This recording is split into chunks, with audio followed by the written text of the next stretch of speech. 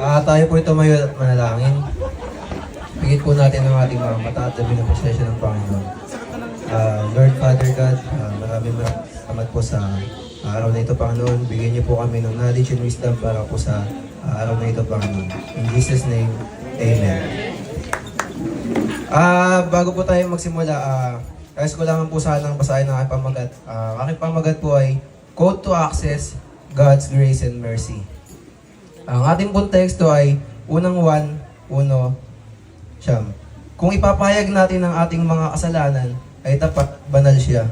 Tayo patatawarin sa ating mga kasalanan at tayo'y lilinisin sa lahat ng kalikuan.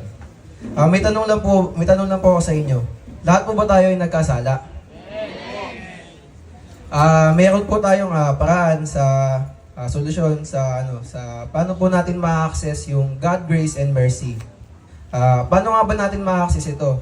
Una, code 1, humble ourselves. Kailangan natin ibaba ang ating sarili sa harap ng Panginoon. Kailangan natin magpakumbaba para tayo ay magkaroon ng God's grace and mercy. Ang sabi sa Colossians 3:13, bear with each other and forgive one another. If any of you has grievance against someone, forgive as the Lord forgave you. Di ba ang Panginoon, kahit ilang beses tayo nagkasala, hindi naman siya napagod magpatawad sa atin. Tayo bilang kanyang tagasunod, i-humble natin yung sarili natin sa mga ibang tao na nakagawa sa atin ng hindi maganda. Matuto tayo magpatawad kagaya ng Panginoon. Kasi ang Panginoon nga nagpapatawad eh. Paano pa kaya tayo, di ba? So, the code 2 is, confess what you've done. Sinasabi sa 1 John 1:9, if we confess our sin, He is faithful and just to forgive us our sins and cleanse us from all unrighteousness. Tayo, di ba, pagka nakakagawa tayo ng pagkakasala sa mga tao, sinasabi natin yung kasalanan natin para malaman nila kung paano nila tayo patatawarin. Ganon rin sa Panginoon. Kailangan natin idulog yung mga nagawa nating kasalanan nang sa gayon mapatawad tayo. Magsisimula yun sa pagpapakumbaba natin sa ating mga sarili. Kasi paano natin nilalapit yung sarili natin sa Panginoon? Mataas yung ating sarili, paano tayo hihingi ng tawad, di ba? So, ang pangatlong code natin is, remember our forgiver forgave us. Yung code 3 po natin, sinasabi dito na kailangan nating alalahanin yung sa nagpatawad sa atin is pinatawad na tayo doon sa cross. Tinubos na sa atin yung ating mga kasalanan. Ang sabi sa Luke 23:34, Jesus pray, Father, forgive them, for they don't know what they are doing. Di ba si Jesus nung nasa cross siya, kung ano-ano yung ginawa sa kanya ng mga tao, yung Roman Empire, kung ano, pinutya, sinaktan, hinagupit. Pero ano yung response sa kanila ng Panginoon? Forgave them. Kasi di nila alam yung kanilang ginagawa.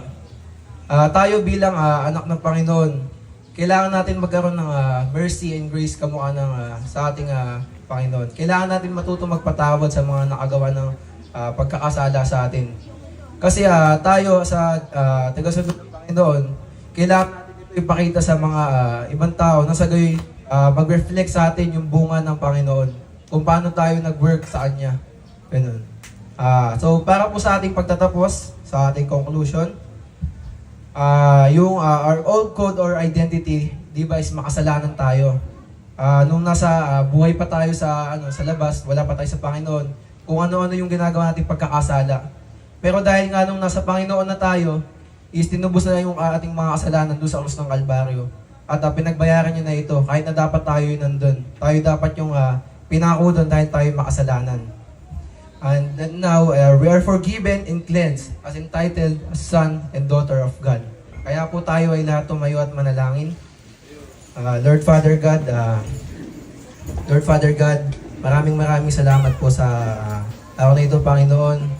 Nawa po ang inyong mensahe, Panginoon, maitanim po sa kanilang kaibuturan ng puso, Panginoon.